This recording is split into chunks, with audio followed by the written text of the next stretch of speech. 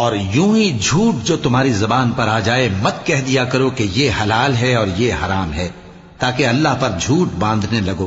جو لوگ اللہ پر جھوٹ باندھتے ہیں ان کا بھلا نہیں ہوگا۔ جھوٹ کا فائدہ تو تھوڑا سا ہے، مگر اس کے بدلے ان کو عذاب علیم بہت ہوگا۔ اور جو چیزیں ہم تم سے پہلے بیان کر چکے ہیں وہ ہم نے یہودیوں پر حرام کر دی تھی، اور ہم نے ان پر کچھ ظلم نہیں کیا بلکہ وہی اپنے آپ پر ظلم کرتے تھے۔ پھر جن لوگوں نے نادانی سے غلط کام کر لیا پھر اس کے بعد توبہ کی اور نیکوکار ہو گئے تو تمہارا پروردگار ان کو توبہ کرنے اور نیکوکار ہو جانے کے بعد بخشنے والا ہے، رحمت کرنے والا ہے۔ بے شک ابراہیم لوگوں کے امام اور اللہ کے فرما بردار تھے جو ایک طرف کے ہو رہے تھے اور مشرکوں میں سے نہ تھے۔ اس کی نعمتوں کے شکر گزار تھے۔